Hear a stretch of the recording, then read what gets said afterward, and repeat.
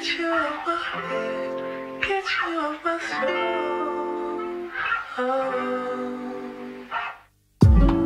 Bonjour à tous et bienvenue dans ce premier épisode de On Cause, le podcast qui cause des causes. Je suis super content de vous retrouver à travers cette série d'histoires de parents dont le quotidien s'articule autour du handicap de leur enfant. J'espère sincèrement que ça va vous plaire et on commence tout de suite avec l'histoire de l'extraordinaire Sophia. Dans les séries à la télé ou sur Netflix, les médecins sont souvent représentés avec un savoir infini. Il leur suffit de poser les yeux quelques secondes sur une radiographie ou sur les résultats d'une IRM pour tout de suite connaître le diagnostic. Eh bien, je ne vais rien vous apprendre, c'est pas comme ça que ça se passe dans la vraie vie. Et ça, Anna, une jeune maman de deux petites filles, Léonore 6 ans et Sophia 3 ans, s'en est vite rendu compte. Après une grossesse et un accouchement parfait, la petite Sophia voit le jour à Montluçon le 10 octobre 2019, au plus grand bonheur de sa grande sœur et de ses parents. De prime abord, Sophia ne présente aucun handicap. Elle s'apparente à ce qu'on pourrait facilement qualifier d'un bébé normal, mais, oui parce qu'il y a un mais, Anna est interpellée par un détail chez sa fille. En effet, elle remarque assez rapidement des trémulations au niveau des mains et des pieds de Sophia. Pour rappel, une trémulation, c'est un tremblement à secousse rapide que l'on observe à la suite d'une brusque contraction musculaire. Lorsque Anna en discute avec sa pédiatre, cette dernière la rassure en lui disant que ça venait sûrement de l'allaitement et que le lait devait être trop pauvre en nutriments. Rien d'inquiétant, donc j'ai commencé à compléter mes allaitements avec du lait au biberon et du coup on l'a gavée vraiment, elle a trop mangé, ce qui a fait qu'elle a grossi très très vite parce qu'on lui donnait, on surdosait ses quantités d'aliments. Malgré ce changement dans l'alimentation de Sophia et donc sa prise de poids liée, les trémulations continuaient. Une autre piste a été abordée par les médecins et c'était celle du souffle au cœur, mais là non plus, c'était pas ça. Notre fille était très costaud et les trémulations continuaient et on s'est rendu compte que son développement moteur correspondait pas du tout au développement moteur de notre première fille. Donc on était un peu inquiets. Quand elle avait 7-8 mois, on a eu à nouveau des rendez-vous médicaux. On n'avait rien depuis ces 3 mois à cause du Covid. Et on a demandé à faire des recherches parce qu'elle avait toujours ses trémulations, la poser par terre, elle relevait même pas sa tête, c'était vraiment un retard anormal. Donc on a eu ce fameux bilan neuromoteur à l'hôpital et résultat du bilan neuromoteur, elle est feignante, elle a un retard de développement dû à son surpoids, rien d'inquiétant. Mais pour nous, il y avait quelque chose.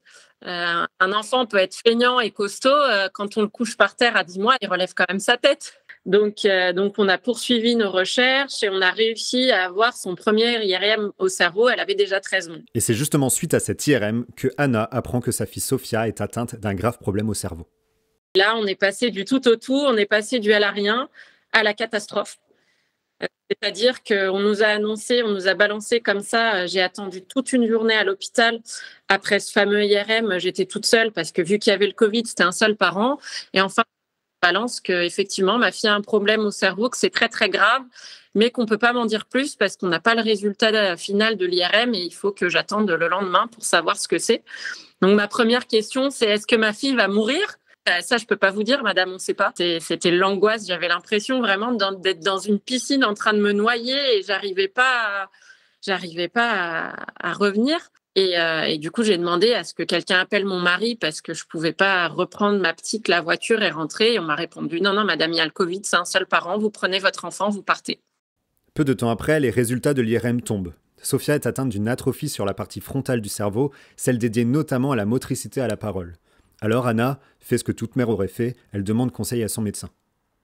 Et du coup, on avait demandé au médecin, OK, il y a ça comme problème, qu'est-ce qu'on peut faire maintenant ? Quelle thérapie ? Il nous a dit, rien, vous faites déjà 2 séances de 30 minutes de kiné, vous savez, il faut accepter, il n'y a rien à faire de plus. Et j'ai dit, comment ça, rien de plus ? Il existe des choses, il y a des thérapies, il y a plein de choses. Et il nous a dit, écoutez, si vous avez du temps et de l'argent à perdre, faites. À ce moment, Anna a le résultat de l'IRM et connaît la gravité de la maladie de sa fille, mais elle ne possède pas encore le diagnostic définitif. Et pour l'avoir, elle et son mari devront attendre longtemps, mais vraiment très très longtemps. Pendant 1 an et 5 mois, on ne savait pas du tout ce que c'était comme maladie. On ne savait pas si c'était dégénératif. C'est-à-dire, 1 an, faut savoir vivre et avancer sans savoir si notre enfant peut survivre à cette maladie ou pas. C'était le plus dur, je pense, parce que quand on se bat, c'est pour avancer. Et quand on se bat pour avancer sans savoir si on peut réellement avancer, parce que nous, on veut avoir les pieds sur terre, on veut être réaliste. On veut pas rêver non plus de choses qui sont impossibles, mais c'est très, très long. Pendant cette longue et difficile période d'attente, Anna et son mari ont fait ce que tout le monde aurait fait dans leur situation. Ils se sont rendus sur Internet, et même si on sait que ce n'est pas la meilleure chose à faire, ils ont peut-être eu raison. Sur Internet, ils ont déjà pu trouver des pages de parents qui vivaient la même chose qu'eux, et en discuter leur a fait le plus grand bien. Et puis, ils ont également découvert qu'il existait un type de chirurgie qui pourrait drastiquement améliorer le quotidien de Sophia. Quand il y a une maladie, on dit qu'il ne faut surtout pas aller sur Internet, mais c'est la première chose qu'on a fait. Je pense que quand on nous a annoncé, après ce rendez-vous médical, pour nous annoncer ce que l'IRM voulait dire, je pense que pendant facile 3 mois, on n'a pas dormi.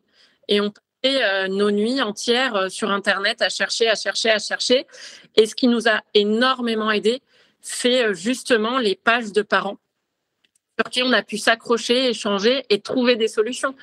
Parce que personne nous en a donné, à part la kiné qui nous a un petit peu épaulés.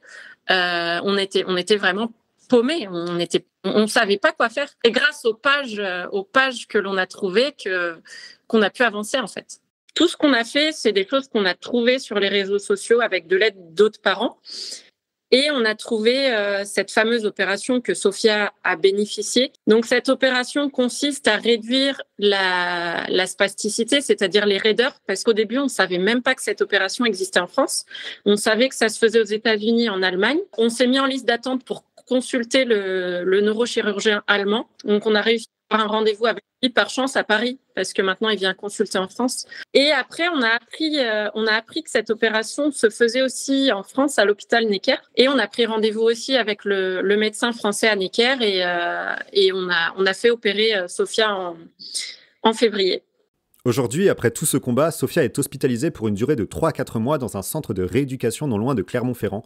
Et Anna a enfin trouvé une hospitalisation pour sa fille dans un endroit qui est pris en charge et qui lui fait bénéficier de thérapie tous les jours ainsi que de l'école directement dans le centre. J'ai enfin, après tout ce combat, une hospitalisation dans un endroit qui est pris en charge avec des thérapies tous les jours. Elle a 2-3 thérapies par jour, plus l'école dans le centre. On y est pour une durée de 3 à 4 mois, donc c'est vraiment très, très bien.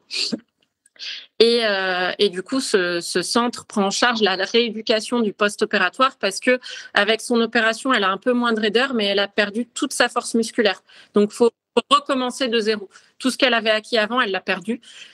Et il faut recommencer, mais avec moins de raideur. Donc, on recommence pour mieux repartir et on garde l'espoir pour la marche. Comme je vous le disais au début de ce podcast, Anna est également maman de Léonore, une petite fille de 6 ans, et donc je lui ai demandé quelle était la relation entre ces deux filles, et voici ce qu'elle m'a répondu.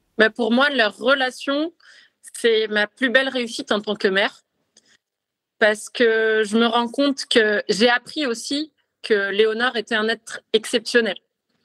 Elle est très compréhensive, elle est à l'écoute, elle tire sa sœur vers le haut, elle est très protectrice. Et elles ont une relation hyper fusionnelle, elles s'adorent les deux, elles se font des câlins, des bisous. Et ça m'a aussi beaucoup appris sur la personnalité de Léonore. Par exemple, un exemple qui m'a marqué, c'est que moi, je suis portugaise. Et au Portugal, on a une tradition, c'est que le 31, on mange 12 raisins secs, on demande 12 vœux. Et Léonore passe cette année, l'année d'avant, du haut de ses 5 ans, je lui donne ses 12 raisins. Elle en mange un, elle va danser. Je me suis dit, elle a 5 ans, elle n'a pas compris le truc, c'est pas grave. Je dis, ma chérie, viens voir, tu peux encore demander 11 vœux, tu peux demander tout ce que tu veux. Elle me dit, non, mais c'est bon, maman. Mon seul vœu, c'est que ma petite sœur, elle puisse marcher un jour. J'ai pas besoin d'autre chose. Et voilà, c'est sur ce moment, disons-le, trop mignon, que s'achève l'histoire de Anna et de sa fille Sophia. Et pour connaître la suite, parce qu'évidemment il y a une suite, ça se passera directement sur leur compte Instagram, l'extraordinaire Sophia, dans lequel Anna partage les étapes importantes de la vie de Sophia. Et donc j'aimerais conclure quand même cet épisode avec ce passage qui m'a particulièrement touché. Je vous laisse écouter. J'ai énormément appris. D'ailleurs, je dis toujours que Léonore, elle est née pour que je lui apprenne des choses et Sophia est née pour m'apprendre des choses. Et je pense que quand on vit un drame, il y a plusieurs étapes en fait. Au début, il y a le flou, on est perdu. Après, il y a le sentiment d'injustice. C'est pourquoi moi, qu'est-ce que j'ai fait? On cherche des raisons alors qu'il n'y en a pas. Et après, quand on avance petit à petit, on arrive à voir du positif, même si personne d'autre arrive à en voir. On arrive à tirer beaucoup de positif. Et aujourd'hui, je suis arrivée à un stade où je me rends compte que, en fait, on est formaté pour naître, aller à l'école, se former pour un travail, on travaille, on gagne de l'argent, on achète des choses. Et voilà, on est formaté. Et de temps en temps, il faut qu'il y ait des anges qui viennent sur Terre nous appeler à l'ordre et nous apprendre que tout ça, c'est pas forcément important. L'important, c'est la joie, le bonheur et l'amour. Et on peut vivre de plein de façons différentes en ayant cette joie, ce bonheur et l'amour, et on n'a pas forcément besoin de suivre une trame. Et la preuve, c'est qu'il y a plein de gens qui suivent cette trame et qui ont tout, et c'est pas pour autant qu'ils sont heureux. Et je vois vraiment Sophia aujourd'hui, je la vois comme un ange qui est venu nous apporter tout ça. Et tous les jours, la moindre petite réussite, pour nous, c'est la fête, c'est le bonheur, c'est vraiment énorme. Alors que quand on a une vie classique où rien ne se passe, au même temps, on ne vit pas non plus de joie, de bonheur, on ne fête rien, on se laisse avancer dans la routine, ce qui ne nous apporte pas forcément plus. Donc aujourd'hui, je vois la maladie de Sophia avec beaucoup de positivité, parce que ça nous apporte beaucoup. Merci d'avoir suivi cet épisode de On Cause. Je vous invite évidemment à le partager pour le faire connaître et également à vous abonner pour suivre les autres histoires, car oui, chaque histoire est unique, donc ça serait bête d'en rater une. Sans oublier que cet épisode vous est proposé par Freedom.fr, une plateforme de cashback solidaire qui vous permet de financer votre association ou celle d'un proche grâce à vos achats du quotidien sans payer plus cher vos articles. Bref, Freedom.fr, on s'y retrouve. Gros bisous.